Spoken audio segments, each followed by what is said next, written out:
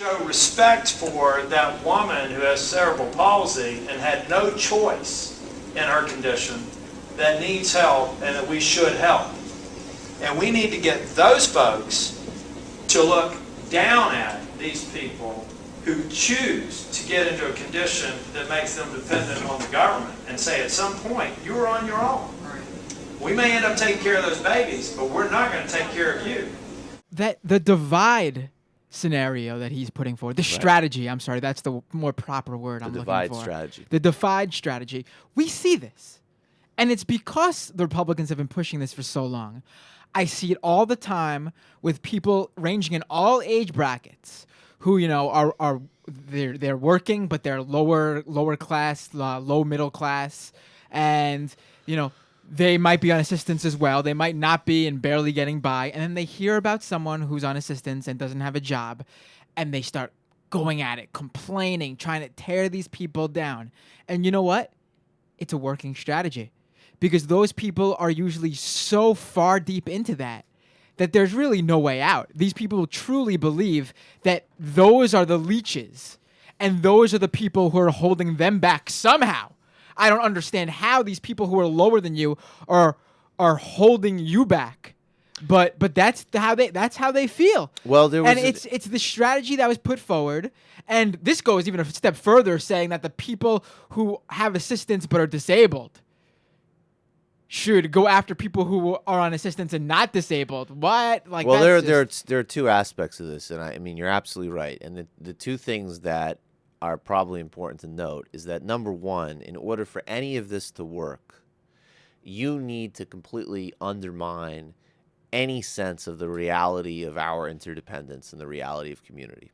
So the strategy is, no matter where you are, you have to focus on your little tiny slice of whatever and use that as a means through which to feel superior or psychologically insulated from people you're around. And that's the way this politics works. It's a politics of isolation. It's a politics of anti-empathy. It's a politics of stripping context and stripping the reality of our lives.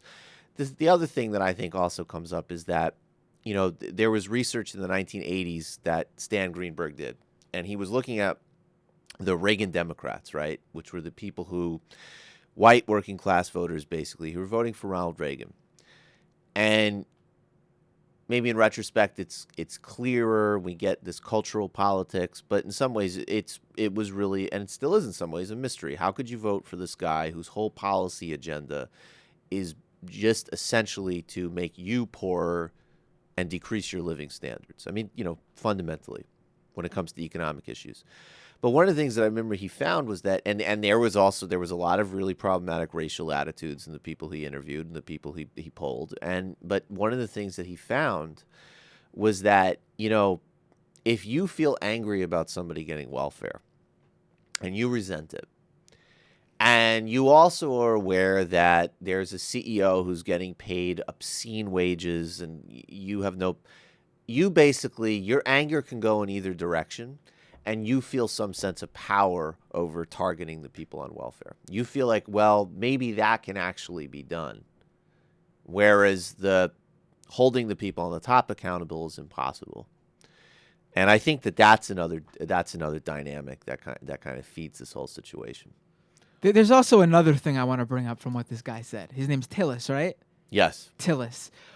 The line he puts forward about how maybe we'll take care of your babies. Right. But you're on your own. Now, let's just put this into, let's really think about what he's saying here.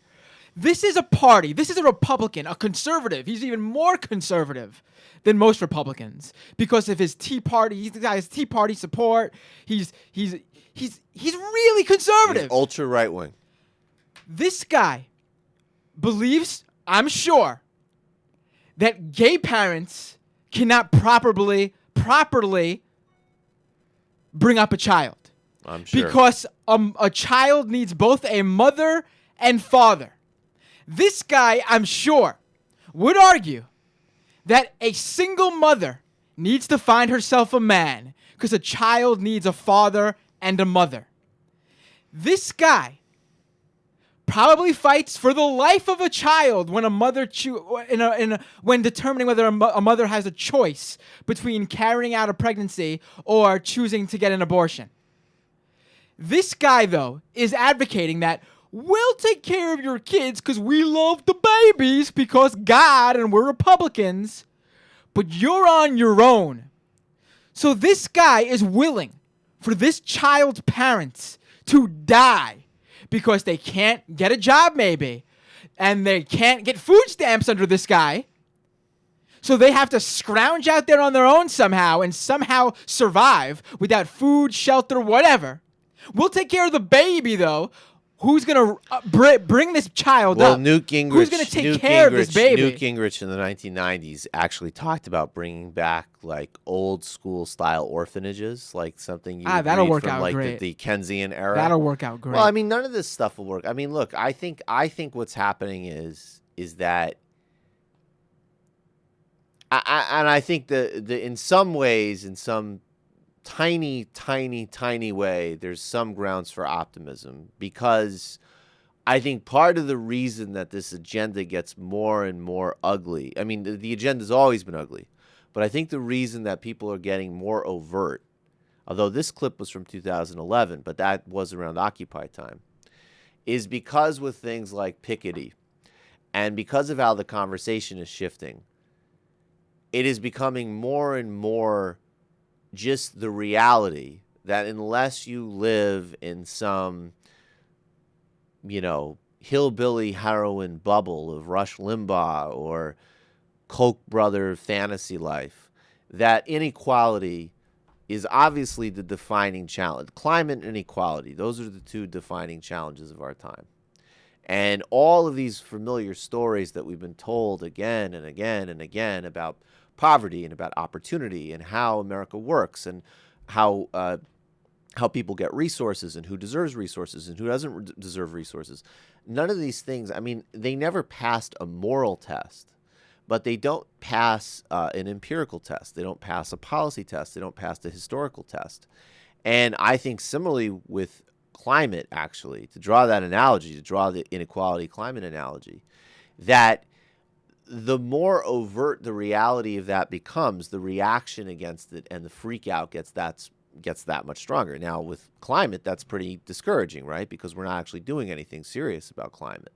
But at the same time, you have this group of people who are out, the more the reality comes out, the stronger the fingers are in the ears and the more the reaction and the volatility and the violence of the reaction. That's why Paul Ryan looks so weird. I mean, when he went out and made all those comments about the inner city or whatever the hell he was trying to put together in his head, he failed miserably. But what he was trying to do is he was trying to work on an old Republican playbook. And the old Republican playbook is, we can fight poverty through, basically slashing and decimating the social safety net, and somehow that will do the job.